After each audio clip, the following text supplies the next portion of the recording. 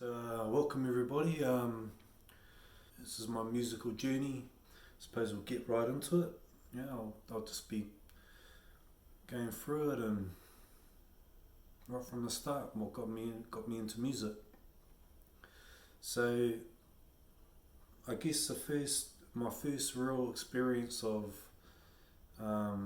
music. I mean, my mum played music all the time, every day. You know, she's one of those ones that played all stuff like country, Anne Murray, and all those kinds of things. And you know, I always knew my mum's mood that she was in from the music that she was playing. It became synonymous with everything like that. You know, I knew she was in a happy mood, and that was like right through my whole life, right up until when I left home and went out my own way. And so music was always a big part of my life. It was never reggae. My mum, you know, never really played reggae or anything at all. You know, it was more old country music and Sam Cooke and, you know, Saturday Night, you know, all those kinds of party songs. But my first real experience of music actually, you know, like really touching my soul was every Saturday or every weekend we would go around visiting family. You know, it was also a real big part of my life was to always be around family, my cousins. You know, obviously I was a only child and was just me and my mum. I didn't grow up knowing my father, but yeah, so we would always go around to family. And I remember, you know, like would go around to Mawhare Street, my auntie Nita's place, and my biggest influence for me for music was my cousin Dean. And I remember would come up around the corner, and you could hear him playing from way down the end of the street, playing his guitar. And that was my first thing that really got me into loving music, and I wanted that. I wanted to be able to do that. You know, I'd sit in his room with him. As soon as we got there, I remember going straight up to his room, and I'd just sit there and watch him and listen to him. And it's funny because I also remember my mum getting him to teach me the guitar. And it was a funny story because I remember him showing me, right, hold the guitar, you know, and I hold it this way, you know. And even though, you know, you know, a lot of people play that way, he didn't know how to show me how to teach me that way. But I insisted on that. That's what the right way felt comfortable for me. So I don't know what happened there, but that kind of thing ended pretty quickly. And my mum put me into getting lessons at Northern Music, and they made me play it that way. So they held it the conventional way, and I learned heaps of songs, but heaps of Beatles songs, and you know, your classic rock type of stuff. And I guess, you know, for me, like I learned a lot of stuff. I was there for a while, but it wasn't a real long time. I guess maybe it was because I didn't feel it the same as what I'd experienced. You know, with my cousin, with his singing and his playing. And I actually owe a lot to my cousin Dean. He's who I modelled my vocal style off. Everything. He was just my idol, you know, growing up. You know, I'd pester him to go to all his gigs, you know, once I got older. And, you know, my cousin Tommy was playing in the band with him at that stage, and I'd ring him up, you know, cuz come and pick me up. And I knew, looking back, I knew it must have been hoo-ha, man. But yeah, I used to just love going to his gigs and hearing him sing. You know, he sung with so much passion and feel, you know, and so I modelled my singing style off him, you know. So yeah,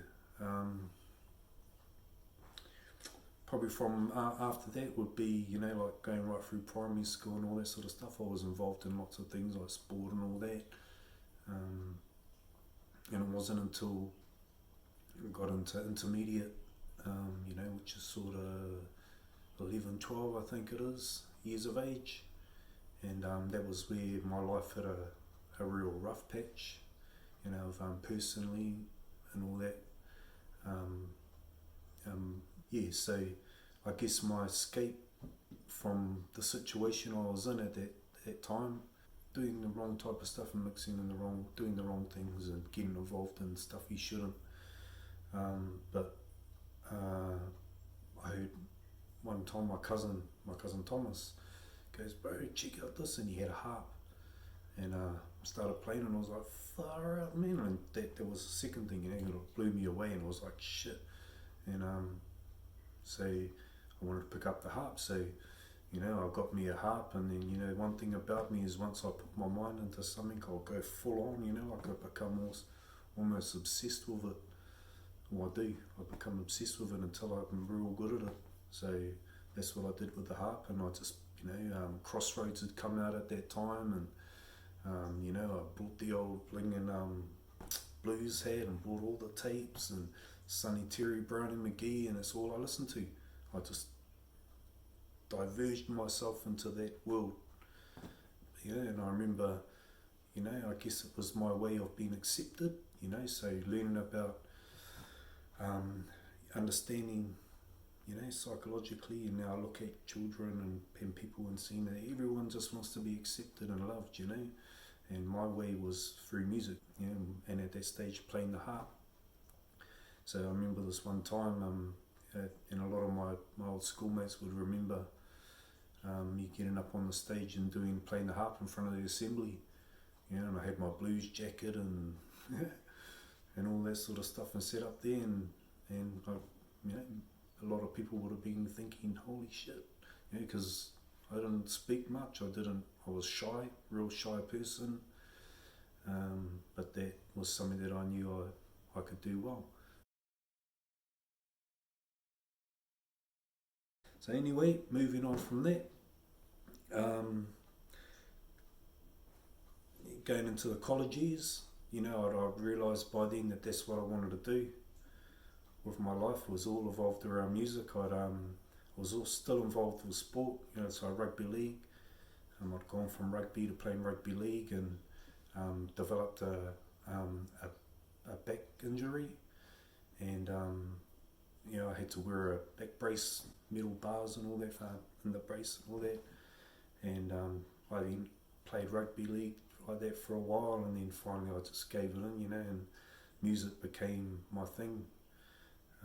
Totally, I threw away sport basically because I couldn't do it. But in college, it's quite funny because I'd only just recently learnt this from my music teacher, and at that time they'd been talking about me and wanting to kick me out of school because I wasn't going to classes, and I didn't even know this, but he sort of stuck up for me and said, he's good at this. This is what he wants to do, and I was able to basically spend all my time in the music classrooms, practicing and all that sort of stuff, which is pretty out of it but it also shows you how, like you hear talk about how education should be based around what a child's good at or they want to do, and it hasn't changed, but I, by accident, actually lived out that thing, out their life. I formed a band with my mates called Top Shelf, and that's what we based our music around. Really, we were doing a lot of Bob Marley, Rat Race, and all that sort of stuff, and we were doing the Police, so we were doing a bit of ska and that, and we entered the Rock Quest, which is a nationwide thing for college students at that time. We didn't get nowhere. It's all part of the journey, man, and keeping on there, doing what you do. Yeah, so those were my college years.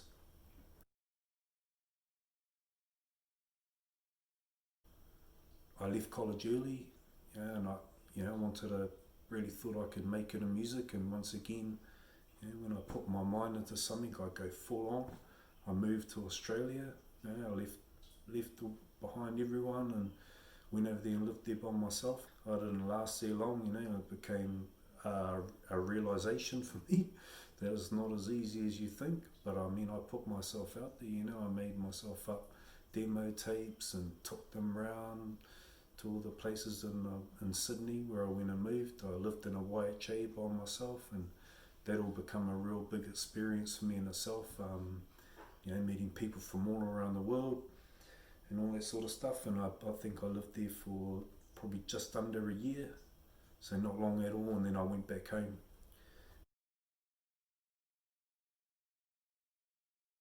From there, I moved up to live in, and I stayed with my auntie and my uncle in a caravan, and that's where I met my wife Robin. So basically, and we're still together now. So she's basically my first love and first and only love. And we've been through so much, and ups and downs, and good and bad times, but it's what builds your character. So from there, when I moved to live in, I of course enrolled in the local music thing, which with a lot of people will know is We Came to Play. By then, my other big influence was Herbs, and that's where and I actually learnt the first Herbs song on my mind was from my cousin Dean. He played it a bit different than how they did, but that's how I got onto Herbs, was through him, because that song also hit me, and then I wanted to learn more Herbs. So I learned bloody a lot of Herbs' songs. And so joined up with Hokio and did that thing there for a while with them, and things didn't pan out for me, so I moved on from that. And me and Robin after that moved back down to Porirua, and we started living, doing our own thing, and got our own place and all that sort of stuff. And I tried out for Whitireia Polytech. The first year I tried it, I didn't get accepted, so I just put it along there. I was out busking in Wellington a lot. I'd learned that from my time living in Sydney, was how I made a lot of money on Circular Quay, was busking and growing my repertoire. Every little thing what I'll say is every little thing you do is a stepping stone. You're going to learn from it, you're going to grow from it, and you don't really realise it until you're way down the track somewhere, and you think, you start getting good at what you're doing. So I didn't get accepted that first year, but I keep persevering in that.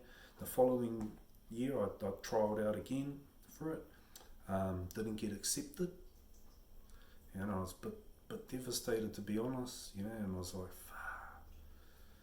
And then funnily enough, I got a call from them, or a call or a letter or whatever, saying that someone had dropped out and would I like to fill the spot. And I was like, yeah. And so once again, so I got into Whitireia Polytech.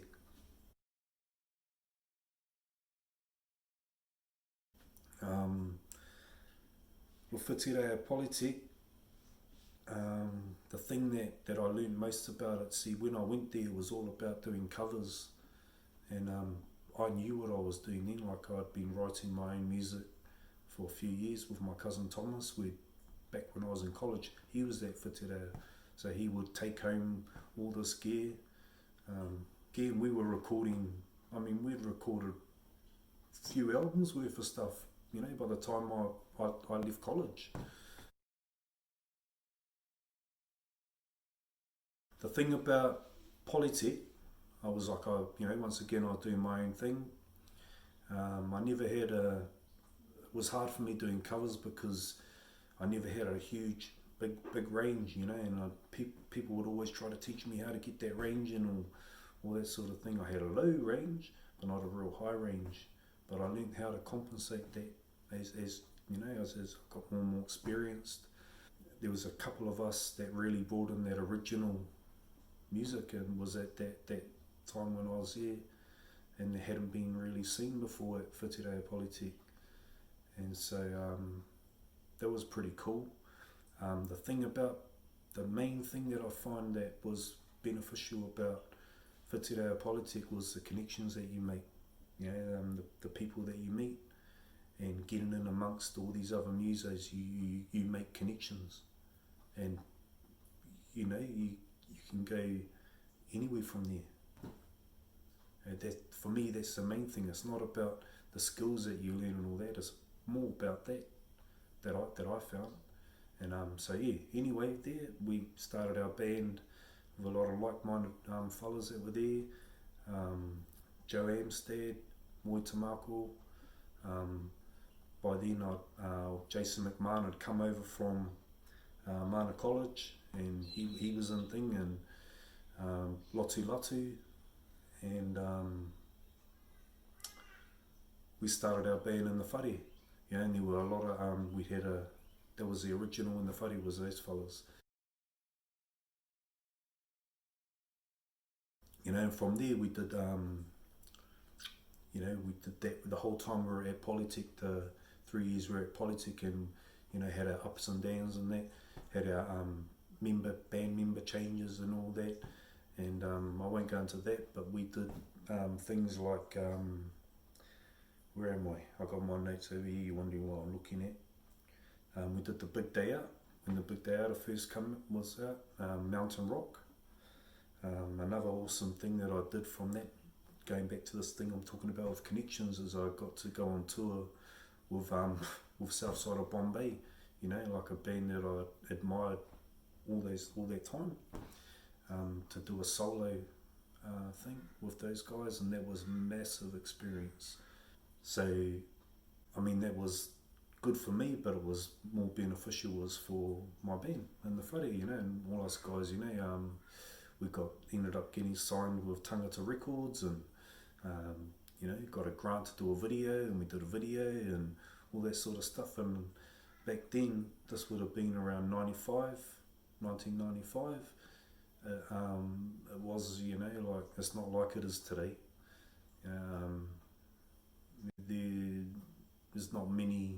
There wasn't many rural opportunities there. And I'd like to say that we were like right on the cusp of breaking through and doing really well. And then life happens, and from there it sort of just broke away. From there, I never really went back to original music, and it became a thing for me that I had to make money. It's just what it is, and so I got more involved in the management and the running and the whole cover scene side of things, and the original music just died away. I don't even know how it happened. So then I got into that, and I started running the bands. I ended up buying a lot of the gear, and did pretty well with that. From there we moved to Australia, and we've been here ever since in Australia. I didn't get into music, that's when I actually fell right out of music, and I started truck driving and doing labouring jobs, but all involved around driving, which was cool. But I always had that that itch, like for music, because it's a part of you. You can't switch it off, and I missed it.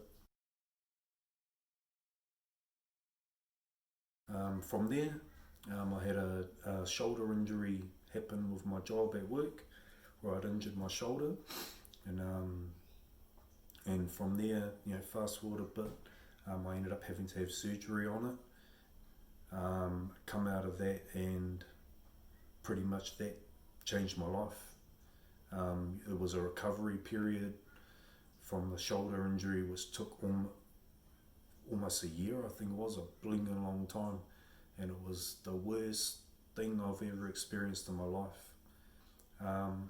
Long after the recovery, I was able to go back to gigging, so I was able to earn money as well. I wasn't able to go back driving at that stage.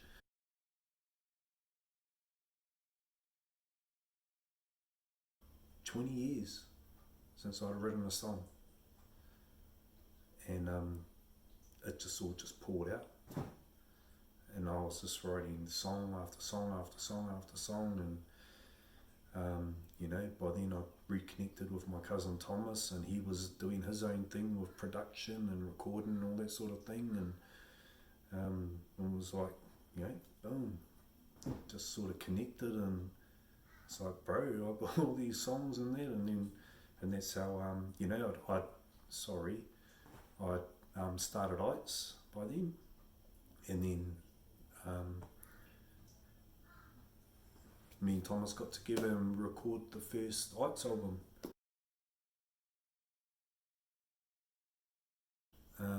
That was the start of my journey with ITES and getting back into the original music scene. We got to do a lot of really cool things, like we recorded some more stuff with my cousin with a part break-off group that were the BV singers of ITES called Kaya. And my idea was kind of like, with Bob Marley and the Wailers and with the I3s, and that's the kind of concept that I had, was to have ITES and then to have Kaya, and so we recorded an EP with them, and that was cool. And then that went off. We did some pretty good high-profile support acts,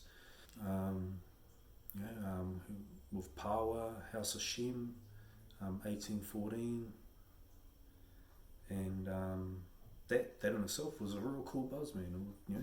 Far out, sure, it was awesome. To this date, I've released it's all in total, including all of the EPs and that I've done, is 4 albums worth of stuff. But 3 ITES albums, and now we're looking at working on some new stuff and getting a 4th album out there, probably sometime towards the end of the year or beginning of next year. So that's 2021, end of 2021. Along the way now, I've started working with an old mate of mine from back in the funny days, my mate Moy, and so that's been awesome. Reconnecting with him. He's come over here a couple of times now before the COVID hit, and so we got to do a few gigs together, and we did we've started our own production kind of festival company type of thing called House of Reggae, which is is what I'm hoping to get more involved in. I enjoy doing that. I enjoy that kind of thing. As much as I love music, I'm getting on now. I'm in the process now of talking with some other artists out there and getting them on here to tell their story, and that's something that I'm really looking forward to, and I think it'll be interesting, and I think you'll enjoy it.